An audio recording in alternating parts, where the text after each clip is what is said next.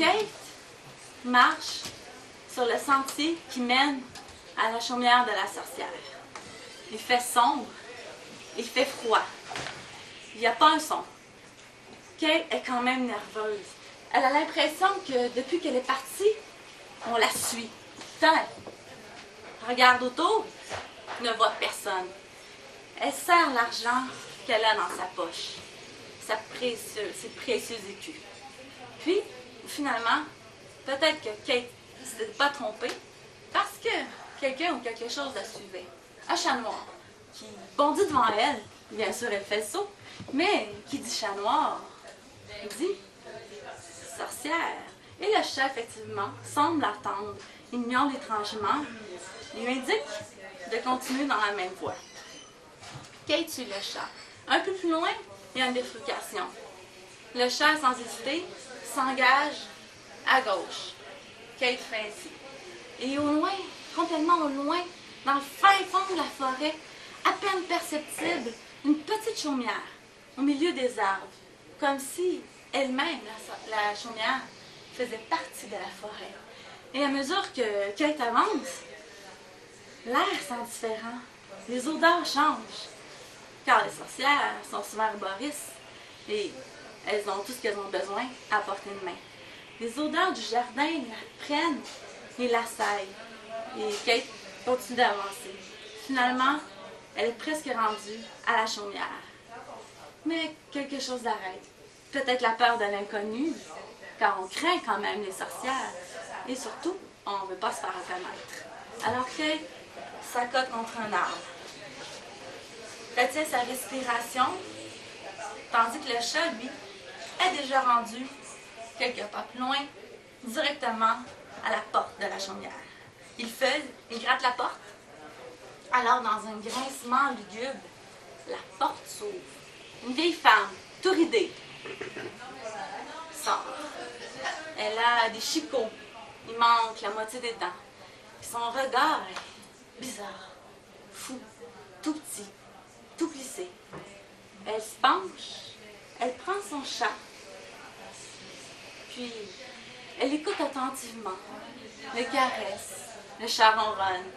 Et la sorcière parle dans un charabia, puis elle s'avance, une voix éraillée demande « Qui est là? » Mon nom est Kate Allan, madame. Je travaille au manoir, là-haut, sur la colline. Et ils ont dit que vous faites de très bons fils d'amour. J'ose vous demander, madame, si vous pouvez m'en donner un filtre d'amour. Eh bien, as-tu de l'argent?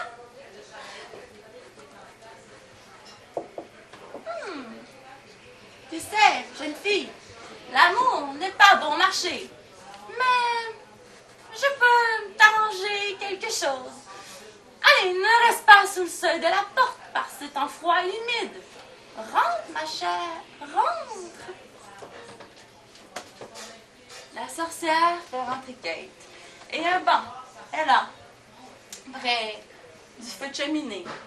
Elle lui dit de s'asseoir tranquillement au banc et d'attendre, car bien sûr, secrète sorcière doit rester secrète sorcière. Et Kate ne doit pas voir ce qu'elle fait. Pendant que Kate regarde les flammes, elle pense à tous les beaux jeunes hommes qu'elle a aimés, en silence, mais qui avaient marié d'autres filles et ne l'avaient jamais remarqué. Elle passait, comme on peut dire, invisible. Et elle laissait son esprit vagabonder et se perdre dans ses rêveries et tourderies de jeune fille.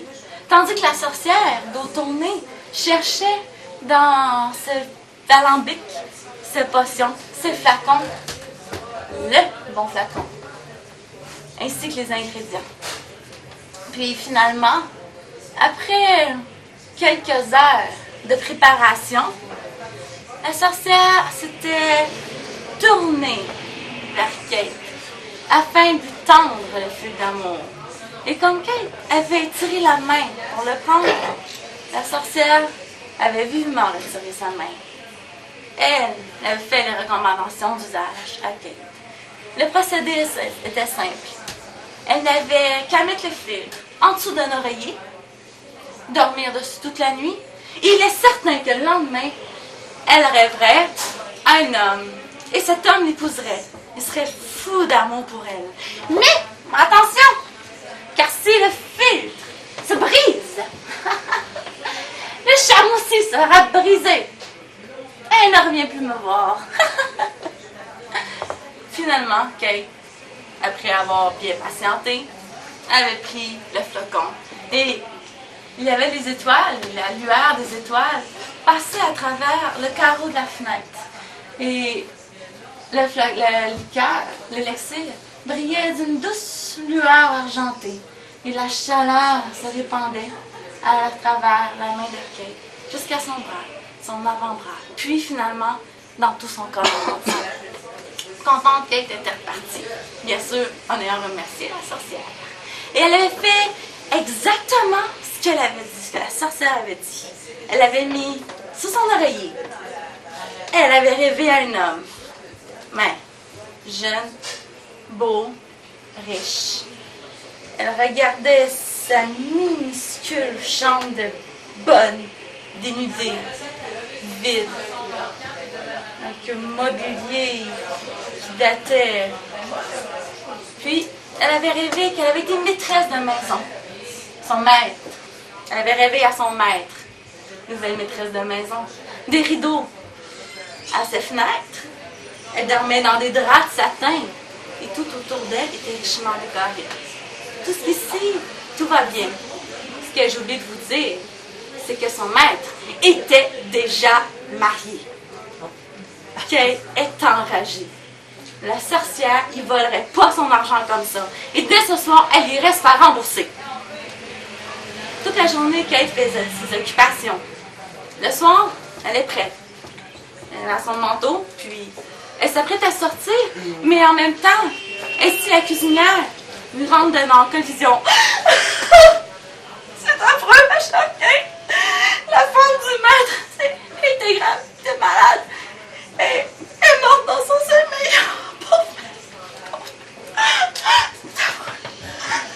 Quoi? La femme du maître est morte. Kate, vite, était retournée à sa chambre. Elle avait sorti le flacon de ses poches et l'avait rangé dans un coffre, dans un petit sac avec des cordons. Puis, les mois avaient passé. Le maître était endeuillé. Il était moins beau, plus amaigri, triste. Mais c'était pas grave, parce que Kate l'aimait de plus en plus à chaque jour, d'un amour sincère et véritable. Et elle s'était dit une journée que le maître avait assez pleuré, qu'il était temps pour lui comme pour elle qu'ils refassent leur vie. Alors elle avait été chercher le flacon, elle avait sorti le coffre en bois, puis elle avait sorti du sac. Et elle était décidée. Comme à chaque soir, 8 heures précises, le maître buvait son brandy devant le feu, le regard absent et en peine. Mais cette fois-ci, Kate lui donnait son brandy comme à l'habitude. Sauf que, discrètement, elle levait la fiole. Elle avait débouché et l'avait versé dans le brandy. Elle avait tendu au maître et s'en était retournée sagement attendre, près de la fenêtre.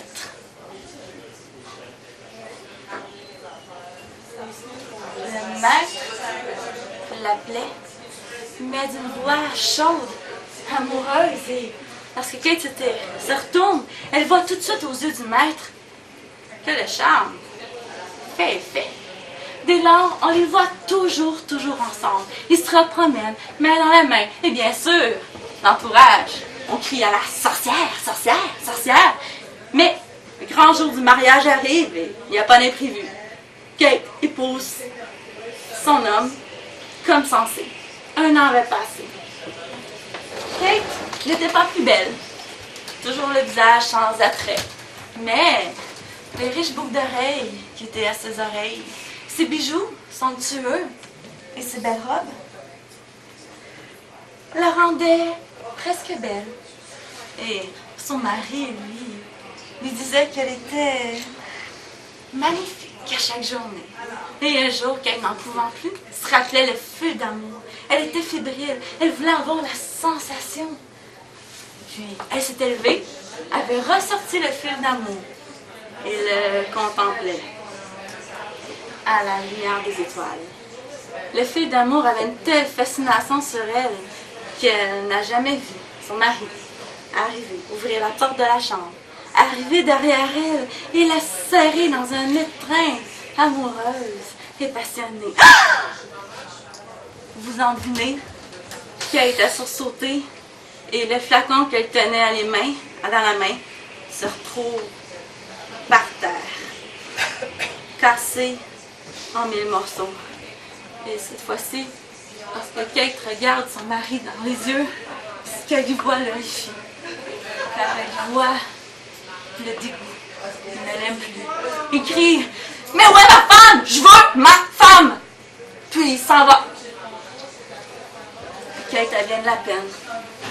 Malgré que la sorcière lui avait dit de ne pas retourner, Kate décide qu'elle y retourne. Sauf que cette fois-ci, tout a changé. Le chemin est plein de ronces. Les arbres s'agrippent à ce vêtement question de l'empêcher de passer. Les épines lui brûlent les pieds. Et finalement, elle a tellement pleuré qu'elle ne sent plus les larmes couler sur ses joues. Et les moustiques la piquaient. Elle arrive. Le chat l'a vue depuis longtemps, mais il ne l'a pas attendue. Il sent même la narguer, lui indiquer le mauvais chemin, la fixer. Lorsqu'elle arrive, la sorcière, depuis longtemps, est sur le seuil de la porte, comme si elle l'attendait toujours. Kate se précipite à ses genoux. Elle lui demande de refaire le feu d'amour, de l'aider à nouveau. S'il vous plaît. S'il vous plaît. Je ne peux pas, dit la sorcière. Je ne peux pas. Je t'avais averti qu'il ne valait plus la peine de venir me voir. Le fil t'est brisé. Et il va te détester aussi fort qu'il t'a aimé. Mais tu l'as vu. Retourne. De toute façon, tiens ceci. Le véritable amour ne se trouve pas dans un filtre d'amour. Maintenant, va-t'en. Kate n'eut pas le choix de s'en retourner par la nuit noire, aussi noire que les abîmes de son cœur. Elle avait tout perdu. Et il lui semblait entendre à travers le vent les branches qui tantôt essayaient de l'empêcher de passer, maintenant la réconforter, avec toujours les mêmes paroles qui revenaient en boucle. Le véritable amour n'est pas. Le véritable amour ne se trouve pas dans un fil d'amour. Le véritable amour ne se trouve pas dans un fil d'amour. Le véritable amour ne se trouve pas dans un filtre